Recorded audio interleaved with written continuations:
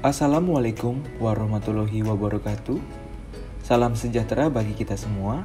Shalom, Om Swastiastu, Namo Buddhaya, salam kebajikan. Halo semuanya, perkenalkan nama saya Iputu Agus Pranata, NPP 30.1051 dari kelas E6. Seperti yang kita ketahui bersama, bahwa evaluasi sangatlah penting untuk mengetahui berbagai kekurangan dalam kinerja yang dimiliki oleh pegawai di organisasi. Evaluasi kinerja ini nantinya akan membantu para pegawai yang bersinergi dengan lembaga organisasi dalam mewujudkan tujuan organisasi. Maka dari itu, sekarang ada baiknya kita mengetahui terlebih dahulu dari mana evaluasi kinerja itu berasal dan apa saja fungsi-fungsi dari evaluasi kinerja. Pada video kali ini, izinkan saya untuk memberikan sedikit edukasi mengenai sejarah dan fungsi dari evaluasi kinerja. Yang pertama, kita mulai dari sejarah evaluasi kinerja. Perkembangan evaluasi kinerja sudah ada sejak dahulu dan di berbagai belahan dunia termasuk Indonesia. Berikut ini adalah perjalanan terciptanya sebuah evaluasi kinerja yang dilakukan terhadap pegawai-pegawai di belahan dunia. Dimulai di Cina pada tahun 200 sebelum Masehi. Hal ini dilakukan dalam rangka merekrut karyawan atau pegawai administrasi kerajaan yang akan melaksanakan tugasnya sebagai abdi negara yang memenuhi pengetahuan, keterampilan, dan sifat personalitas tertentu. Para calon pegawai kerajaan harus terlebih dahulu dievaluasi melalui ujian pelayanan publik yang meliputi kemampuan berhitung, menulis, serta membaca huruf Cina dan kesenian. Di Amerika Serikat, pada tahun 1887 telah dilakukan evaluasi kinerja secara formal oleh Federal Civil Service Commission dalam bentuk merit rating system. Hal ini bertujuan untuk menilai mutu dari pegawai lembaga pemerintahan federal.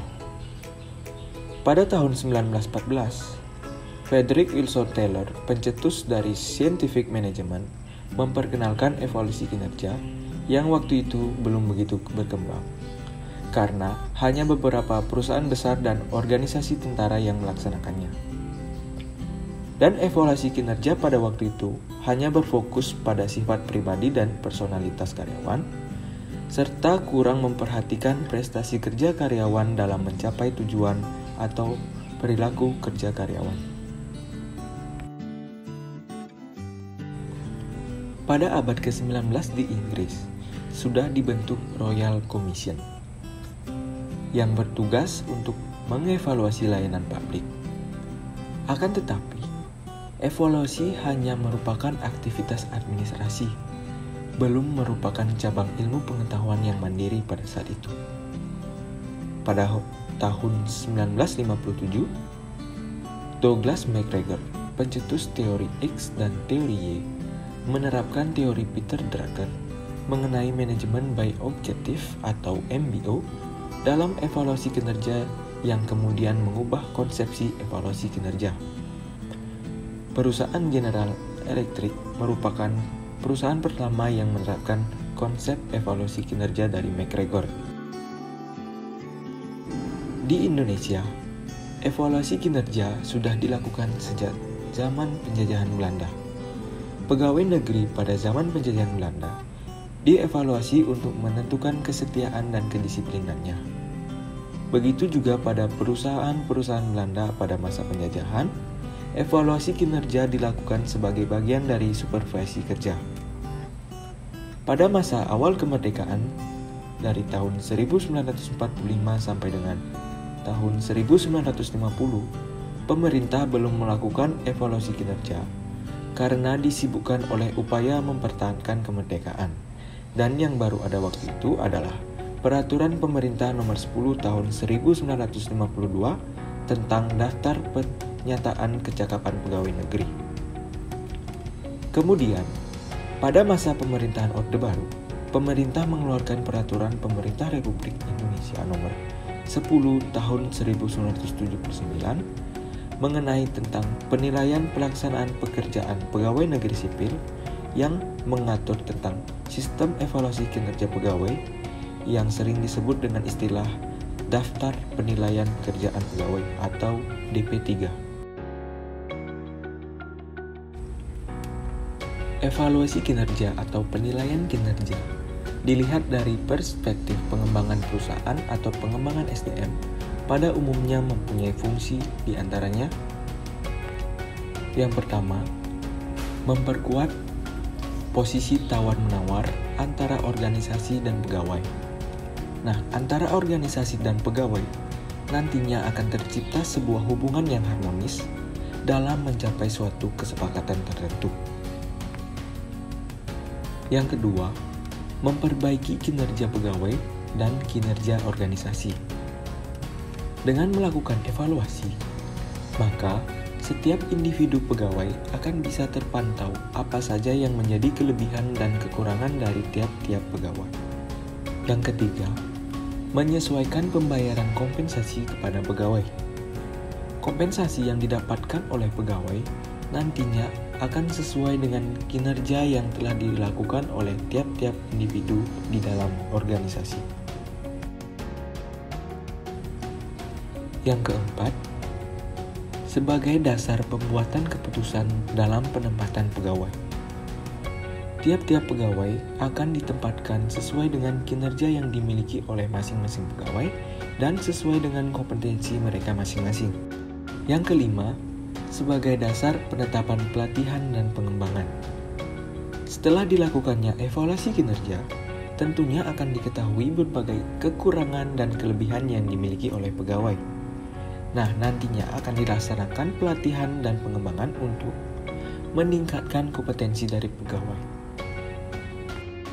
Yang keenam, sebagai dasar menyusun perencanaan dan pengembangan karir.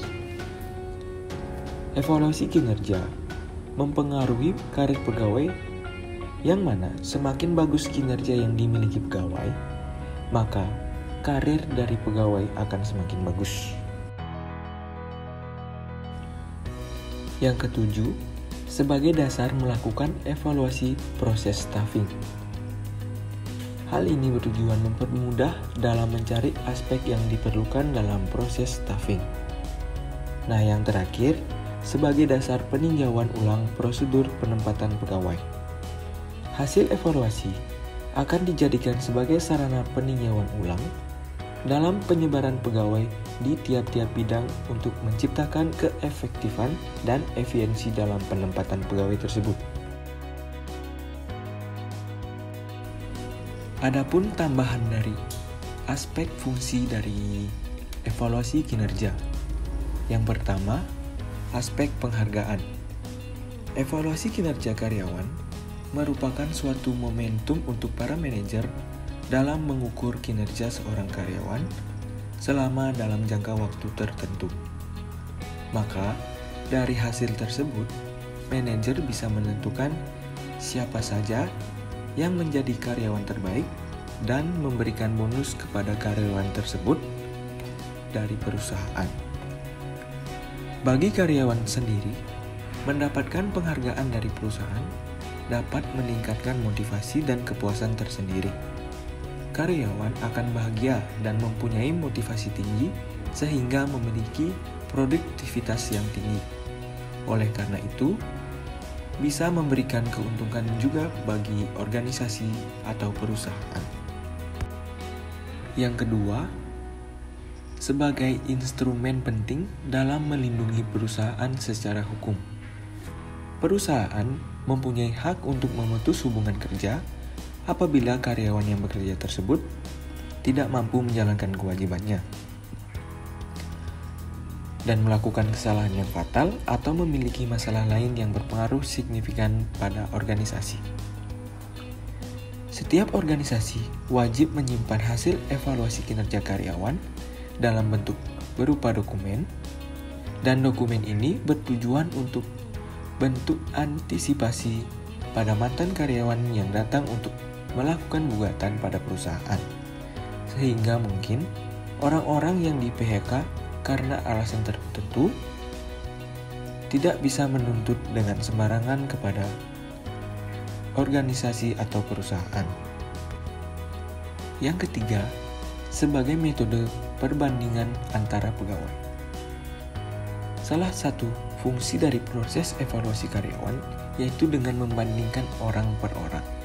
Hasil tersebut bisa menjadi pengukuran untuk melakukan perbandingan, sehingga dapat disimpulkan karyawan mana yang bekerja lebih produktif. Sekian pemaparan dari edukasi yang dapat saya sampaikan tentang sejarah dan fungsi dari evaluasi kinerja. Jika terdapat kesalahan, saya memohon maaf. Akhir kata saya ucapkan terima kasih.